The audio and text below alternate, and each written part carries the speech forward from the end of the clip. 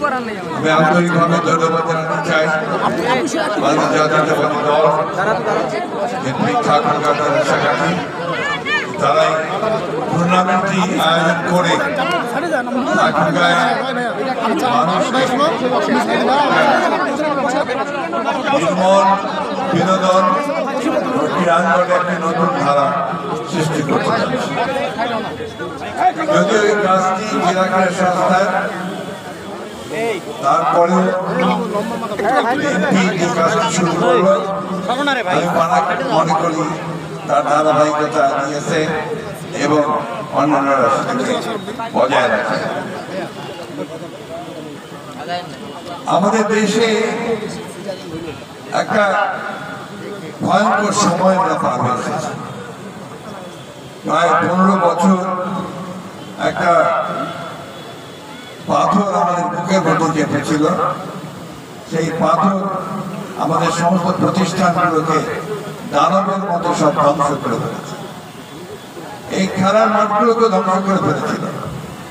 এই ঠাকুরগাঁওয়ের খেলার মাঠে আমার ব্যক্তিগত স্মৃতি অনেক অনেক, সেই সব বলে আমি এখন আর সময় নষ্ট করবো না। শুধু এইটুকু বলতে চাই, এই মাঠের সঙ্গে আমার সম্পর্ক ছিল অঙ্গাঙ্গী ভাবে জড়িত। আজকে আমি ধন্যবাদ জানাতে চাই আমাদের সেই সমস্ত ছেলে মেয়েদেরকে যারা এখানে ডিসপ্লে করেছে। অত্যন্ত চমৎকার ডিসপ্লে হয়েছে, খুবই সুন্দর।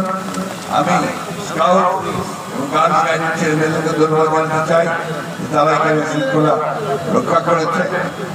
সবচেয়ে বড় কথা হলো যে আমাদেরকে এই যে একটা ভূমিকম্প হয়ে আমাদের তরুণেরা, আমাদের ছাত্ররা যেভাবে একটা ছাত্র জনতার অভ্যুত্থান সংগঠিত করে আমাদেরকে নতুন বাংলাদেশ নির্মাণ করবার একটা সুযোগ সৃষ্টি করেছিল, সেই সুযোগটা যেন আমরা গ্রহণ করি। শুধু রাজনীতির ক্ষেত্রে নয়, সেটা আমরা সর্বক্ষেত্রে, খেলাধুলা, সংস্কৃতি, আমাদের জীবন, সামাজিক জীবন, শিক্ষা ক্ষেত্রে, স্বাস্থ্যক্ষেত্রে, সর্বক্ষেত্রে যেন আমরা একটা নতুন বাংলাদেশ দেখতে পাই। আমি আজকে আমাদের সঙ্গে যিনি এসেছেন এখানে, এক সময় ঢাকা স্টেডিয়াম কাঁপানো ফুটবলার, জাতীয় টিমের ক্যাপ্টেন ছিলেন এবং তার নেতৃত্বেই সাফ ফুটবলে বাংলাদেশ জয়ী হয়েছে। তিনি এখন রাজনীতির অঙ্গনে এসেছেন, সেখানে এসেও তিনি কিন্তু খেলাকে ভুলে যান। তিনি এই খেলাই শুরু করেছেন আবার। তার ঢাকা মহানগরের ফুটবল টুর্নামেন্টে আমাকে নিয়ে গিয়েছিলেন তিনি, এবং সেখানে আলাপ হয়েছিল যে আমরা ঠাকুরগাঁয় ফুটবল টুর্নামেন্ট করতে পারি।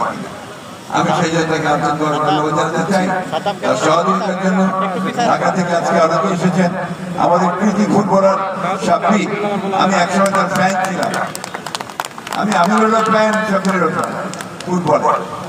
আসলে এরা যখন মাঠে খেলতেন তখন মাঠকে তারা দাপিয়ে রাখতেন, তখন অসংখ্য দর্শক ছিল। আস্তে আস্তে ফুটবলে দর্শক কমে গেছে। ক্রিকেটের জনপ্রিয়তার সঙ্গে সঙ্গে ফুটবল যেন একটু নেমে যাচ্ছে। ফুটবল হচ্ছে আমাদের দেশের খেলা, মানুষের খেলা। আজকে গ্রামের মধ্যে দেখি যে আপনার একটা ব্যাট নিয়ে বানিয়ে ক্রিকেট খেলছে। আগে দেখতাম সেখানে ফুটবল করছে, গাদার মধ্যে সবাই ফুটবল করছে। এই ফুটবলকে আবার আমাদের জনপ্রিয় করে তুলতে হবে, এবং যে উদ্যোগ আজকে আমিনুল নিয়েছে, সারা বাংলাদেশে সেই ফুটবল টুর্নামেন্ট শুরু করেছে, বিভাগীয় খেলা হয়েছে। এবং একটা ইউনিক ব্যাপার, একটা রাজনৈতিক দল সে আজকে নেতৃত্ব দিচ্ছে ক্রীড়াঙ্গনে, এবং সারা বাংলাদেশে এই ফুটবল টুর্নামেন্ট শুরু হয়েছে। আমি ধন্যবাদ জানাতে চাই আমাদের ভারপ্রাপ্ত চেয়ারম্যান জনাব তারেক রহমান সাহেবকে, তার প্রত্যক্ষ মনিটরিংয়ে, প্রত্যক্ষ দিক নির্দেশনায় আজকে আমিনুল তার সহযোগীদেরকে নিয়ে এই টুর্নামেন্ট সারা দেশে করছে। আমি বক্তব্য দীর্ঘ করবো না, খেলার মাঠে বক্তব্য করে ভালো লাগে না।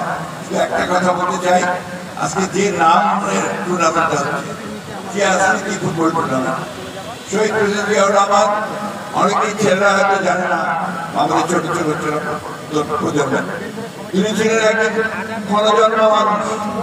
তিনি বাংলাদেশে একটা একদলীয় শাসন থেকে বহুদলীয় গণতন্ত্র নিয়ে এসেছেন। তিনি এই দেশের গণতন্ত্রকে মুক্ত করেছিলেন এবং এই দেশের আরো পরিবর্তন সাধন করেছিলেন। মাঠে খেলাধুলার ক্ষেত্রে সর্বক্ষেত্রে তার যে প্রত্যক্ষ হস্তক্ষেপ ছিল তাকে তিনি উন্নত করবার চেষ্টা করেছিলেন, সেটা আমরা আজও মনে করি। সেই জিয়াউর রহমানকে মনে করি। আসুন আমার দেশের খালেদা জিয়াকে স্মরণ করে এবং আমাদের বর্তমান নেতা যারা তারেক রহমান, যিনি আমাদের নেতৃত্ব দিচ্ছেন, এই যে পরিবর্তন, এই যে নতুনের আগমন, এইখানে তিনি সক্রিয়ভাবে নেতৃত্ব দিয়েছেন।